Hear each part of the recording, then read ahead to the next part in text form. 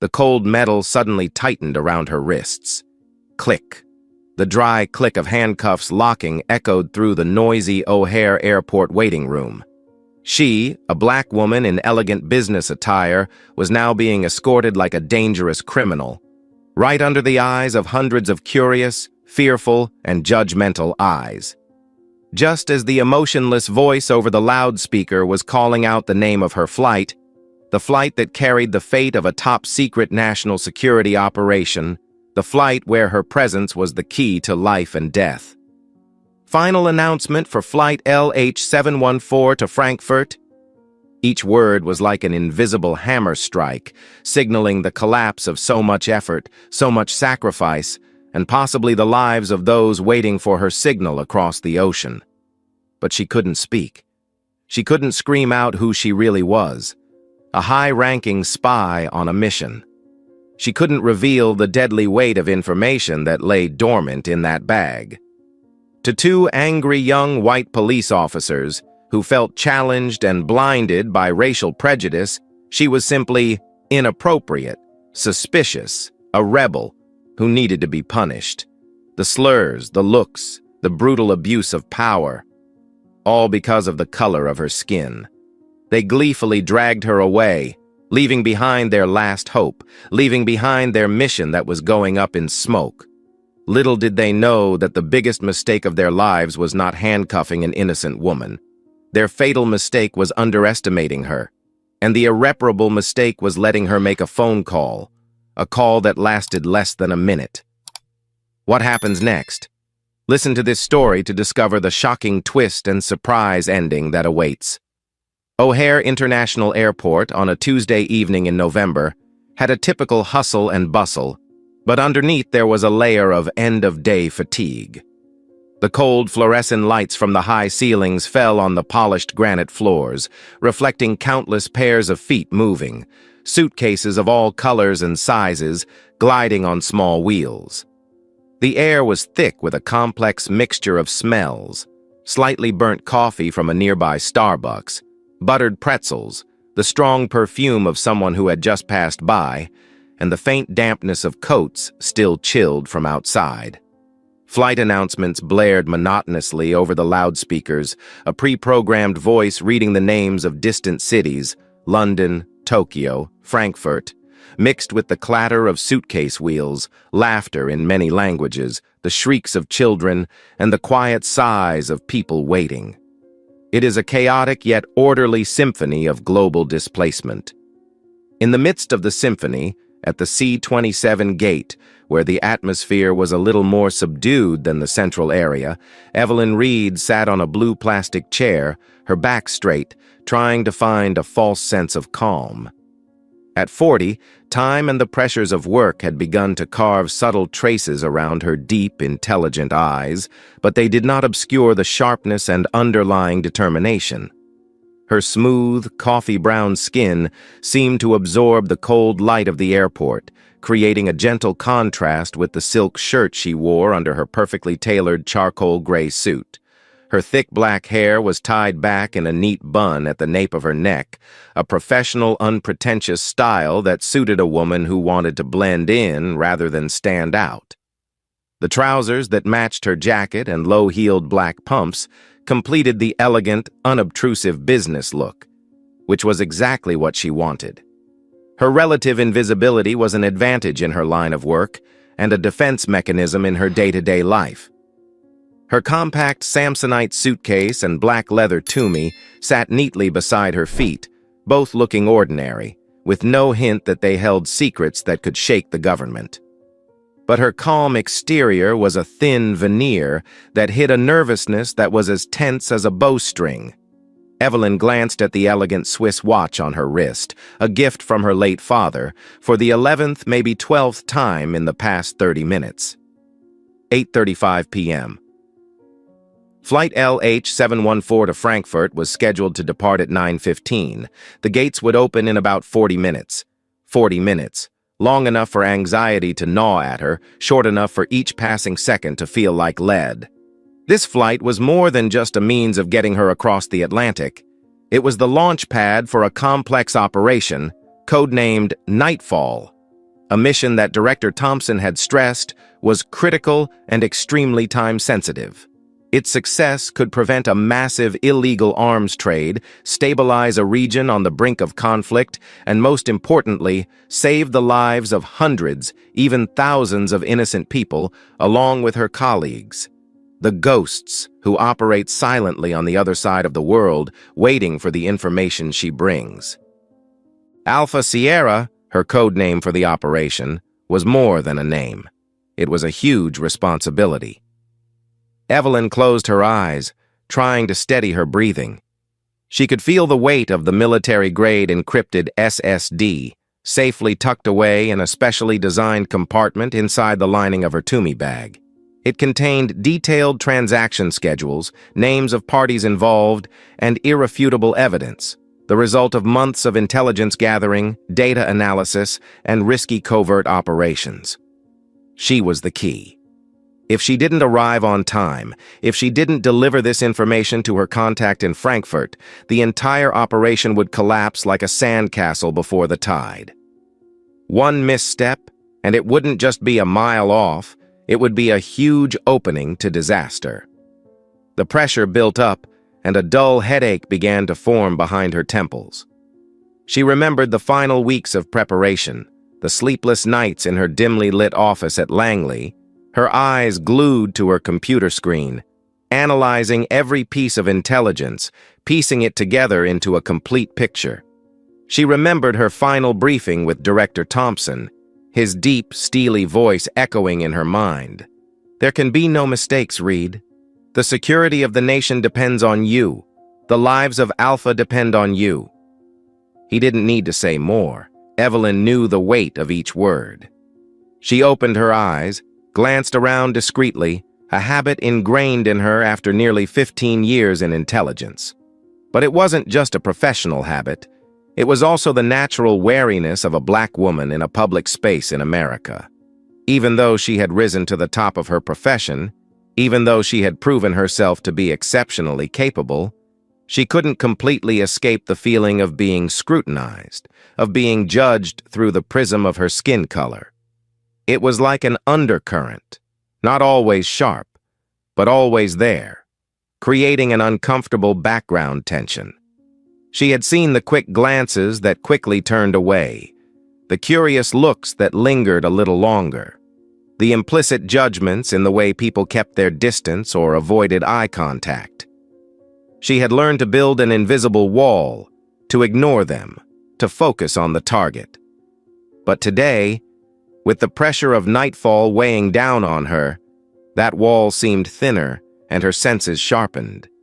She felt the looks more clearly, trying to sort them out. Curiosity, indifference, perhaps even a little unexplained suspicion from some. It was just her imagination, she told herself. Don't let fatigue and stress fool her. And then they appeared, as if summoned by her own vague unease. Two uniformed Chicago Police Department officers assigned to patrol the airport. The one in front, Officer Kyle Miller, couldn't have been more than 25 or 26. His blonde hair was cropped short in a military style, his face angular and boyish, but he tried to appear older and more experienced by constantly furrowing his brows and pursing his lips. His blue eyes darted around, not with the professional observation of security, but like a predator looking for vulnerable prey to exert his power. He walked with his chest slightly puffed out, his right hand occasionally resting meaningfully on the pistol holster at his side. Following behind, like a loyal shadow, was Officer Jason Vance. About Miller's age, perhaps a little older, brown hair, rounder face, less expressive, but with a look of indecision in his eyes, a willingness to obey without thinking. Vance seemed to have no opinions, easily swayed by his colleagues' overconfidence. They walked down the aisle, their footsteps echoing on the floor. They passed a group of college backpackers laughing loudly, ignored an Asian businessman typing intently at his computer, ignored an elderly white couple dozing off with their shoulders together. But when Miller's gaze swept over Evelyn, it stopped. His blue eyes narrowed, appraising her from head to toe. It was no longer a passing glance, but a focused, calculating scrutiny. He took in her clothes, her bag, her suitcase, then her face. A barely perceptible smirk played across his lips. Evelyn felt the look like a chill down her spine. She tried to keep her face completely neutral, her eyes on the electronic bulletin board in the distance, pretending to read the scrolling text of flight status. She hoped her indifference would make them leave. "Please go away," she prayed silently. "Don't cause trouble. Not now." But Miller didn't move. He stopped, about 10 feet away from Evelyn. He tilted his head, leaned close to Vance's ear, and whispered something.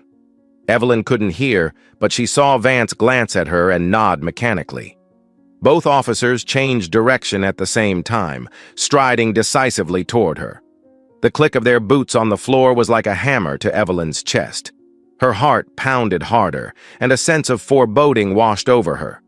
35 more minutes. The flight wouldn't wait. The mission wouldn't wait. And the storm was coming. "Good evening, ma'am," Officer Miller said, his voice trying to sound professional but unable to hide an underlying condescension. It sounded more like a question than a greeting.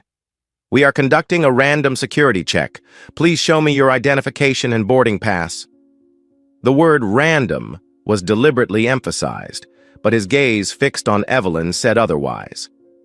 Evelyn took a deep breath, stifling the unease that was beginning to bubble up inside her. She turned around to face the two officers. She tried to keep her voice calm and professional, giving no hint of nervousness or resistance. "Hello," she replied politely. "Is there anything special, officers?" She slowly opened her Toomey bag, carefully removing the American passport issued under the cover name Sarah Jenkins and the business class ticket to Frankfurt. The profile of Sarah Jenkins, an international management consultant, had been carefully constructed, complete with a fake work history, fake social media accounts, and carefully planted personal details that would have passed the usual checks. Miller snatched the passport from Evelyn's hand, a little roughly, without a word of thanks. He flipped through the pages, his eyes moving deliberately slowly, as if searching for the slightest mistake. He squinted at the passport photo. Evelyn smiled slightly, looking perfectly professional, then looked up at her real face, sitting in front of him, his gaze filled with disbelief. "Your name is Sarah Jenkins?" He read the name aloud, almost spelling it out, his tone laced with undisguised doubt. "Yes, that's me," Evelyn confirmed, keeping her gaze fixed on Miller, unwavering. Miller handed the passport to Vance, who took it and began typing the information into his handheld tablet. "You're on your way to Frankfurt, aren't you, Ms. Jenkins?" Miller continued, folding his arms across his chest and leaning forward slightly, a posture that was deliberately intimidating. "That's right. Flight LH714, departing at 9:15. Evelyn glanced at her watch. Just over 25 minutes left. The board had changed to boarding soon. "Frankfurt, Germany," Miller repeated, stretching the word Germany awkwardly. He smiled, a cold smile that was not friendly at all. "It's a long trip. Business or pleasure?" His tone implied that a woman like her was unlikely to be on business in a place like Frankfurt. Evelyn's patience was beginning to be severely tested. "I'm on a business trip," she replied flatly, trying to keep the irritation out of her voice. She had no obligation to explain the details of Sarah Jenkins' fictional consulting job to him.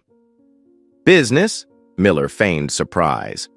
"What business is it in Frankfurt that has you looking so nervous?" He looked straight into Evelyn's eyes. Then his gaze swept down her business attire, pausing briefly on her handbag and suitcase. "You don't look like you're on a vacation. Is there anything special in this luggage? Anything I need to declare?" Vance looked up from his tablet, eyeing Evelyn with scrutiny, though he said nothing. His silence, coupled with Miller's increasingly intrusive questions, began to draw unwanted attention from other passengers seated nearby. A few began to glance, whisper to each other. Evelyn's face burned, this time with a mixture of anger and embarrassment at being the unwanted focus. Invisible prejudice was now turning into visible harassment. "Officer Miller," Evelyn said, her voice starting to sharpen, the veneer of professional calm cracking.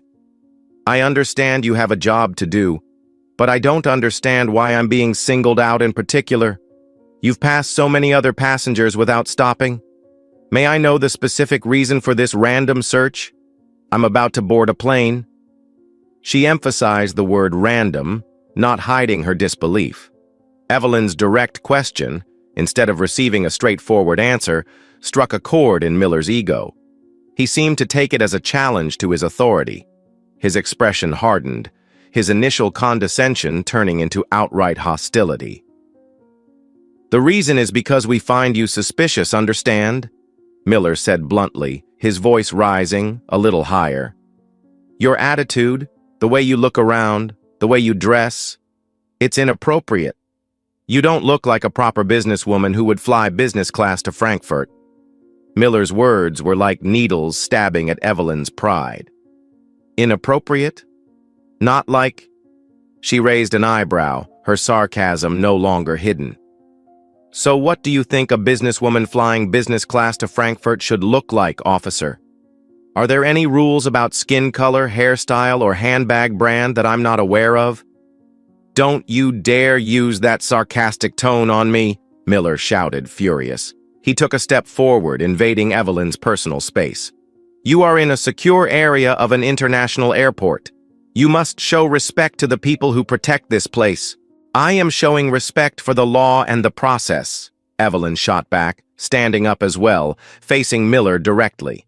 Despite her height disadvantage, her eyes were not afraid, but filled with righteous indignation. "But I am not getting any respect from you.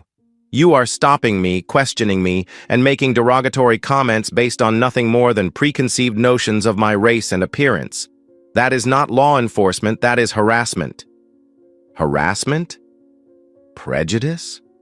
Miller sneered, a dry, hollow sound that echoed in the relative silence of the waiting area. "Oh, now you're bringing up the race card?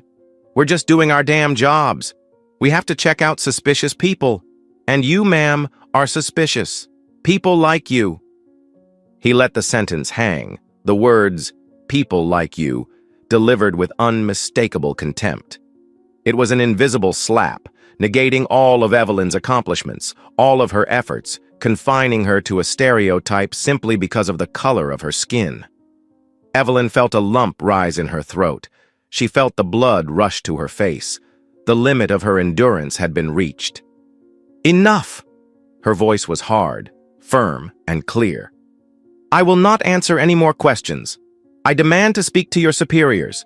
Now either give me a valid, concrete reason to keep me here or get out of my way so I can board the plane." She glanced at her watch again. Time was running out. Panic was creeping into her mind, but she tried to keep her facade stoic. "Oh, now you dare to make demands and give orders?" Miller growled, his face red with anger and defiance. "Who do you think you are talking to the police like that? You must be hiding something. I have reason to suspect that you may be carrying contraband or a security threat. I demand that you open your luggage for inspection immediately." He pointed to Evelyn's suitcase and bag, then motioned for Vance, who had been silently observing, to come forward. "No," Evelyn said firmly, her voice unflinching. "You do not have a warrant. You have offered no evidence or reason for your suspicions beyond your own personal prejudices. I do not consent to your wanton and humiliating search of my private property in this public place. I know my rights." She knew that the search, whether or not it turned up the hard drive, would draw unnecessary attention, expose the secret of the hidden compartment, and would certainly cause her to miss her flight. More importantly, it was a matter of principle, of dignity. She could not back down. Evelyn's blunt refusal added fuel to the fire. To Miller, it was an unacceptable act of defiance, an affront to the authority his uniform gave him. "You disagree?" He smiled faintly, a menacing smile. "Then you've chosen the hard way. You're under arrest for disorderly conduct and resisting arrest. Vance, handcuff her." The order was swift, cold, and ruthless. Vance, though his eyes wavered for a moment, perhaps some shred of reason told him he was going too far, ultimately chose to obey his heated colleague. He strode forward, reaching out to grasp Evelyn's arm. Evelyn's defensive reflexes, honed over years of specialized training, made her instinctively jerk her hand back, a perfectly natural defense in the face of a surprise attack. But in Miller's eyes, the action was ironclad proof of defiance. "Resisting an order!" Miller shouted, his voice filled with glee at the perfect excuse. He and Vance simultaneously tackled Evelyn. Despite her self-defense skills, Evelyn knew that resisting two armed officers in the middle of a crowded airport would only make things worse and could even lead to dangerous violence. She was forced to stop struggling, allowing them to force her arms behind her back. The cold metal clanged as the stainless steel handcuffs tightened around her wrists. A sharp, numbing pain shot up her arms. But the physical pain was nothing compared to the humiliation burning inside her, the shame of being treated like a criminal with hundreds of eyes focused on her. The people around her were stunned. Some gasped in shock, others quickly turned away, not wanting to get involved. Several cell phones were raised, the lenses pointed directly at her, recording this terrible moment. No one spoke up to intervene. No one dared to question the police's actions. The silence of the crowd only added to Evelyn's sense of isolation and helplessness. And then, as if by a cruel twist of fate, the emotionless voice from the loudspeaker system rang out again, this time more clearly and urgently. "Final announcement for passengers on Lufthansa flight LH714 to Frankfurt. Please proceed to gate C27 immediately. The boarding gate will close in 5 minutes." 5 minutes. Her fateful flight. The most important mission of her career. Alpha team waiting. National security hanging in the balance. Everything was falling apart right before her eyes. Tears rose in her throat, but Evelyn bit her lip, forcing them back. She couldn't cry, couldn't show weakness in front of these people. She raised her head, looking straight into Miller's triumphant blue eyes, her voice hoarse with emotion, but still carrying a strange weight. You've made a mistake. A mistake you will regret for the rest of your lives." Miller just sneered, his youthful, cruel face showing his satisfaction. "A mistake? The only mistake here is yours, for defying the law and challenging the police. Stop trying to be dangerous. Take her away, Vance. Take her to the holding cell for processing." They pushed her away, roughly and without mercy. Evelyn stumbled through her high heels, her hands cuffed behind her back, feeling like she was marching through a judging crowd. The looks of curiosity, pity, fear, and even implicit approval of the police's actions cut into her heart. The airport was still noisy, the pace of life was still fast, but Evelyn's world had stopped, shattered into pieces. All because she was an inappropriate black woman, because of the stupidity, prejudice, and abuse of power of two individuals in uniform. As they pushed her through the door marked "Security Area, No Entry," she managed to say one last sentence, her voice almost desperate. I have the right to make a phone call." Miller, who was walking behind, heard and laughed, a laugh full of contempt. "Call? Call the defense attorney, or call Mom? Take your time. Call whatever you want when you get to the holding room." He slammed the door, completely unaware that the call he had just made was the trigger for an earthquake that was about to strike him and his colleague, an earthquake that would change their fates forever. The O'Hare security holding room was as small, stuffy, and cold as one would expect. The 4 walls were painted an off-white, now speckled with stains and faint shoe prints, and the air inside seemed to be stale. The fluorescent lights on the ceiling cast a pale, lifeless, bluish-white light, making everything seem gray and dreary. There was only an old metal desk with a scratched top, a few stiff gray plastic chairs bolted to the floor, and an ancient beige landline phone in the corner. The air smelled of cheap disinfectant mixed with sweat and something old and indescribable. There were no windows, just a large one-way mirror that took up most of one wall, and Evelyn knew someone was watching from the other side. Officer Vance shoved her into one of the plastic chairs, knocking her off balance. The metal handcuffs clanged against the backrest, a sharp, dry sound that echoed in the eerily quiet room. Miller walked around behind the desk, flopped into the squeaky swivel chair, and placed the clipboard on the table with a loud thud, assuming the air of being in charge.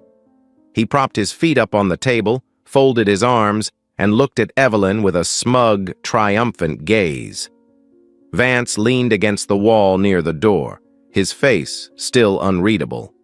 But his eyes occasionally glanced at Evelyn with a mixture of curiosity and discomfort.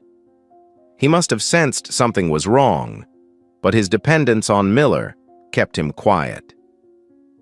"Now, Miss Jenkins," Miller began his mock interrogation, deliberately dragging out the fake name in a mocking tone. "Now that we're out of the way, tell us the truth. Who are you, really? What was your purpose at the airport today? Drug smuggling? Money laundering? Illegal immigration with false papers? Any arrest warrants?" He launched into a torrent of unfounded accusations, each word echoing his ingrained preconceptions about a well-dressed black woman traveling alone at an airport. Evelyn didn't bother to respond to the venomous words. She sat up straight, trying to maintain her dignity despite the fact that her hands were still cuffed behind the chair, the pain shooting up from her wrists to her shoulders.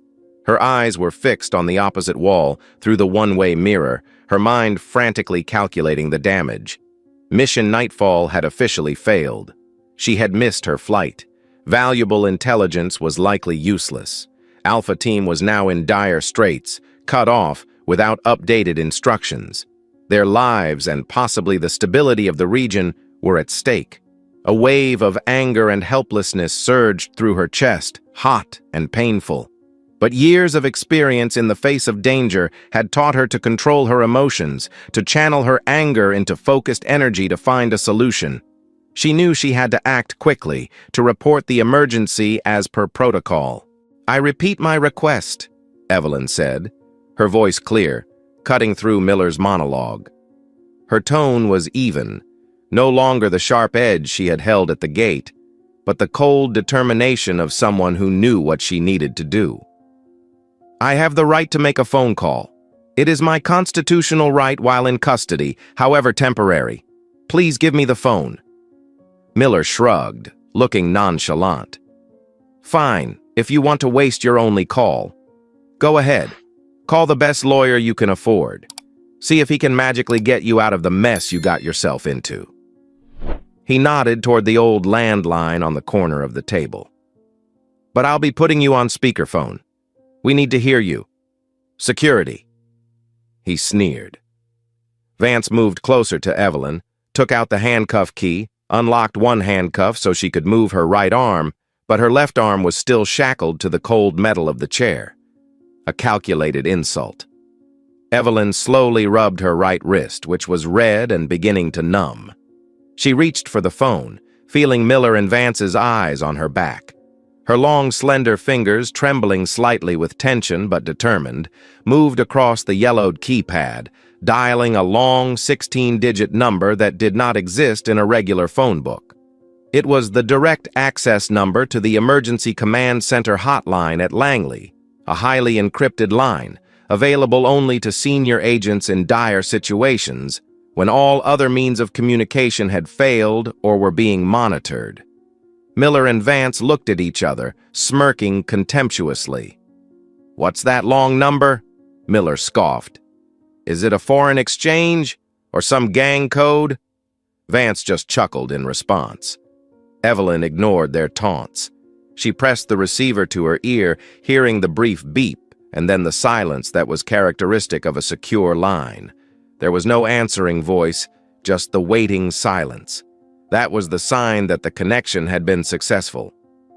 Evelyn took a deep breath, trying to keep her voice steady, not betraying panic or anger.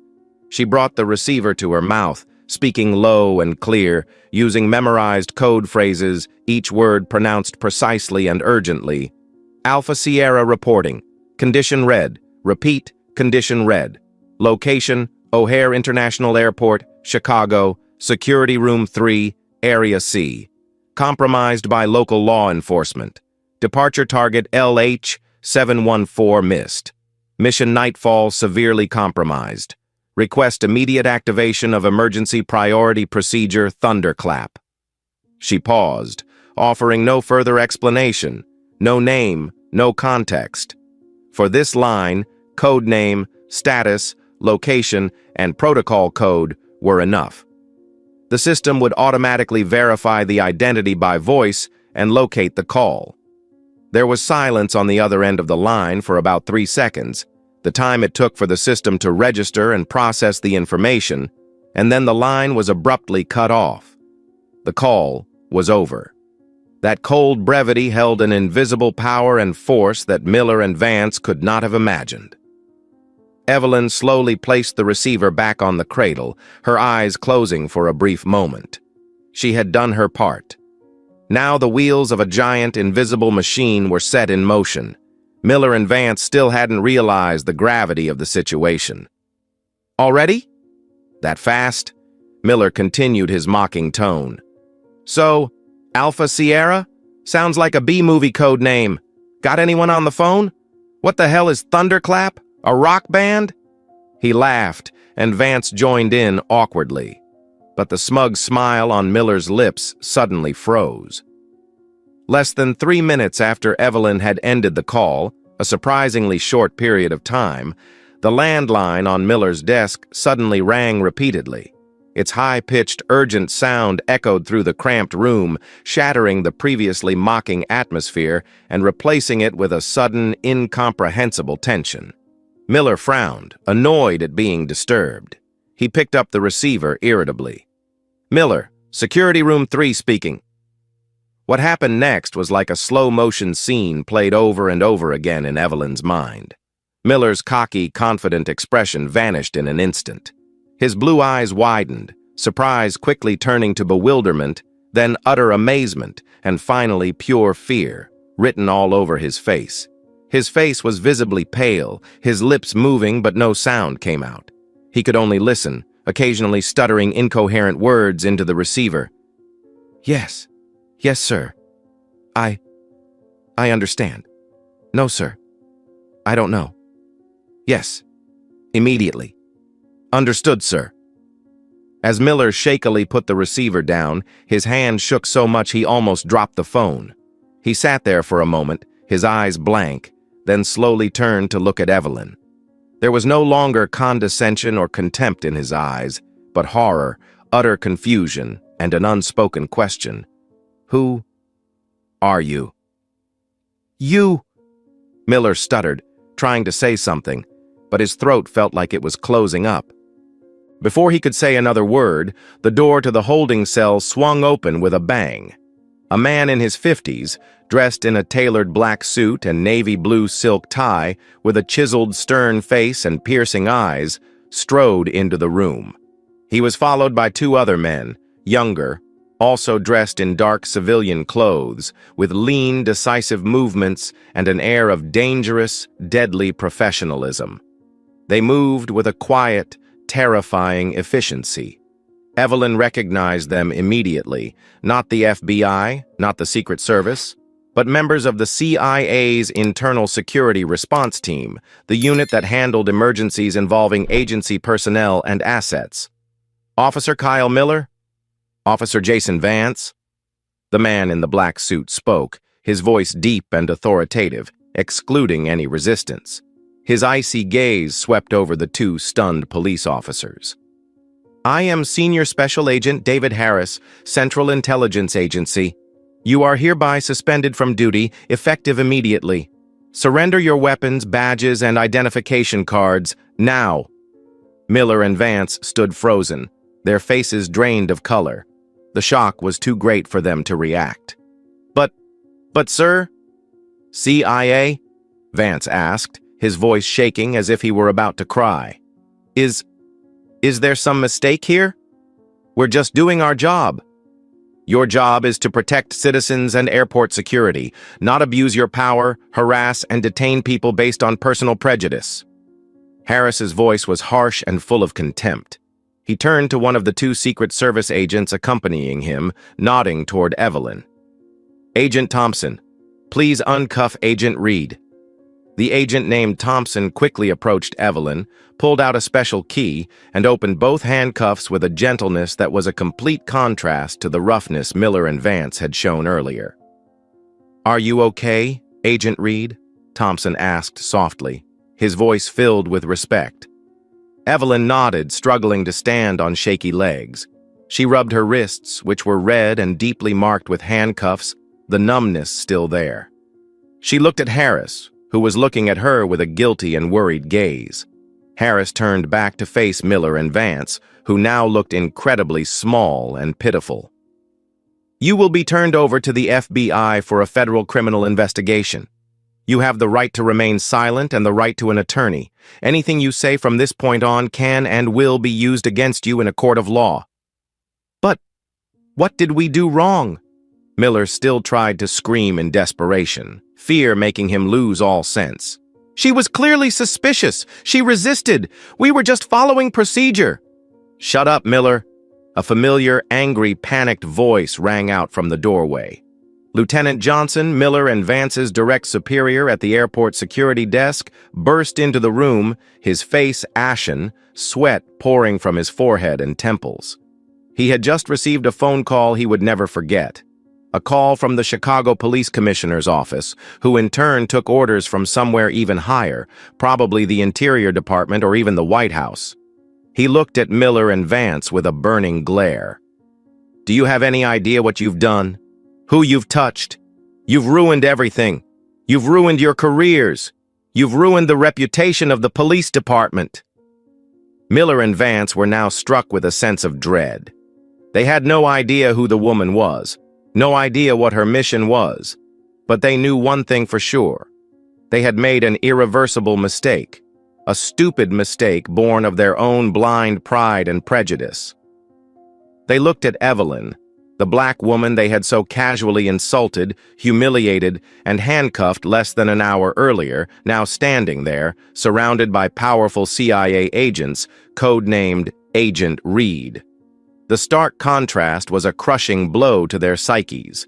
Their complacency was gone, replaced by paralyzing fear and utter confusion. They stood there, motionless, silently awaiting their cruel fate, while Evelyn Reed, Agent Alpha Sierra, was escorted out of the cold holding room by Agent Harris and his team, leaving behind two people who had taken their own lives because they could not overcome the racist demons hidden deep within their souls. Evelyn was escorted by Senior Agent Harris and his team through the internal security corridors, completely removed from the noise and prying eyes of the public areas. They took her to a first-class lounge in the Lufthansa VIP area, a quiet, luxurious space with cream leather armchairs, thick carpeting, and warm yellow lighting, a stark contrast to the cold, harsh detention room she had just left. Agent Thompson brought her a cup of hot chamomile tea and a cold bottle of Evian mineral water. We are deeply sorry for this whole thing, Agent Reed, Harris said again, as they sat across from each other on two armchairs. His voice was low, full of guilt and suppressed anger. There is no excuse for the actions of those two officers. This was a catastrophic failure of the system and an insult to everyone who protects this country. He was one of the few people at the scene who knew Evelyn's identity and the importance of her mission. Evelyn took a sip of hot tea, trying to ease the tension still constricting her chest. Her body was safe, but her mind was still haunted by the image of Flight LH-714 taking off without her. Mission Nightfall, Harris? She asked bluntly, her voice still slightly hoarse. What's the update? Harris sighed, his stern face growing even more solemn. I just had a confidential briefing with the Deputy Director of Operations at Langley. As you predicted, we missed the most critical window of time. The intelligence on your hard drive is now significantly diminished. The primary target of the arms deal may have changed locations or aborted. Worse still, he paused, his eyes showing deep concern. We have lost all contact with Alpha since your scheduled landing in Frankfurt. They were forced to activate Emergency Evacuation Plan B, as is standard procedure, when they did not receive your confirmation. That means they are moving through hostile territory with no updated intelligence, no expected support. The risk level has increased exponentially. Harris's words were like knives stabbing into Evelyn's heart. Plan B was the last option, fraught with danger and with a low probability of success. The Alpha team, the teammates she trusted, the ones who had staked their lives on the success of this mission, were now facing imminent danger, alone and vulnerable. All because of the stupid, racially biased actions of two lowly police officers at an airport thousands of miles from the battlefield. An unprecedented sense of helplessness and anger washed over Evelyn. She clenched her hands, her nails digging into her flesh until they bled, but she felt no pain. Her anger was directed not just at Miller and Vance, but at an entire society, a culture that had allowed such toxic prejudices to exist, allowing them to undermine the most noble of endeavors, with untold consequences on a national and international scale. She thought of her years of service, her personal sacrifices, her exposure to danger in foreign lands. She had fought terrorists, spies, hostile forces. But in the end, the gravest threat had come from the very place she called home, from the very people who were supposed to protect her. She felt no joy or satisfaction at the thought of the tragic fate that awaited Miller and Vance. Only a deep weariness and bitterness welled up in her heart. Those guys, Miller and Vance, what will be their fate? Evelyn asked, her voice cold and emotionless. As I said, they have been immediately suspended and stripped of all authority, Harris replied. The FBI has taken over the case. Given the seriousness of the case and the involvement at the highest levels of government, I believe they will face the most serious criminal charges possible. Serious abuse of power, false imprisonment, flagrant violation of civil rights under Section 1983, and possibly obstruction of federal service and endangering national security. Although the specifics of your assignment will remain strictly confidential during the course of the proceedings to protect intelligence sources and methods. Harris paused, looking Evelyn straight in the eye. Justice will be served, Agent Reed. I guarantee it. But I know it will not make up for the damage done. In the weeks that followed, the case was handled in a low-key but urgent manner. Little was leaked to the public, save brief reports that 2 Chicago police officers had been fired and indicted for gross misconduct while on duty at O'Hare Airport. The trial took place in a tightly controlled courtroom, with much of it held behind closed doors to protect classified information. The true identity of Sarah Jenkins was never revealed. Federal prosecutors focused on abuse of power, violations of due process, discrimination, and the direct effect of obstructing a citizen from performing a legitimate job, though they did not specify what that job was. Surveillance camera evidence, the testimony of several courageous witnesses after they were secured, and Miller's own contradictory transcripts all weighed heavily against them. The final outcome came as no surprise to those who knew what had happened. Kyle Miller and Jason Vance, 2 young police officers with careers still in tatters, were each sentenced to 20 years in prison. The harsh sentences reflected not only their misconduct, but also the indirect but extremely serious consequences of their actions. They entered federal prison in shock, fear, and perhaps still a little bit of stubborn bewilderment, unable to fully understand how a routine check could have led to such a tragic outcome. They knew only that they had been wrong to treat a black woman so unfairly, to let ugly prejudices dictate their actions, never fully realizing that the price of their stupidity was not just their own freedom, but also the safety of others and the stability of an entire nation. They were tragic examples of the terrible destructiveness of racism and the abuse of power. A few months later, on another transcontinental flight, en route to a new hotspot, another mission that required focus and courage, Evelyn Reed sat by the window, looking down at the endless white clouds that stretched out below her like an endless carpet. The incident at O'Hare Airport had become a scar on her service record and on her soul. The Nightfall mission had failed in part, causing irreparable damage, although the Alpha team, through extraordinary courage and luck, had finally found a way to safety after weeks of intense hiding. But the heartbreaking event had also become a constant reminder, a bitter lesson about the harsh reality of the world she lived and fought in. Racism, she realized once again, was not a ghost of the past or a distant theoretical problem.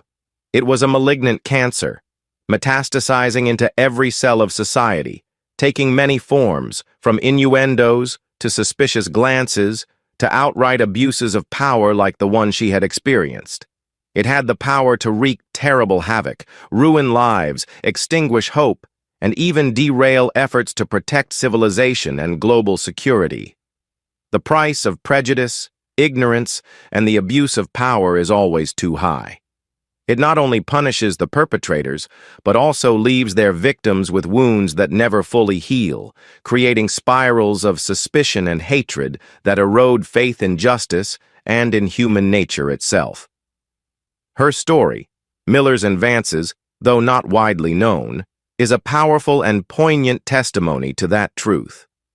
It is a wake-up call to the urgency of continuing the relentless fight for equality, for dignity, for understanding and respect. To build a world where skin color, ethnicity, or any other characteristic is no longer an excuse for fear, contempt, or injustice. The fight, Evelyn knew, was long and arduous. But as she looked toward the horizon, glowing with the dawn, her eyes were no longer weary or bitter, but instead filled with determination, courage, and a steely resolve. She would continue to fight, not only on the secret intelligence fronts of distant lands, but right here in the daily struggle for justice, dignity, and a place of dignity for herself and for the millions of others who still faced the specter of racism every day. The plane continued to move forward, and so did Evelyn Reed. Thank you for taking the time to listen to this story. If you like this content, please click like and subscribe to the channel so you don't miss the next meaningful stories, because tomorrow we will have another meaningful story for you.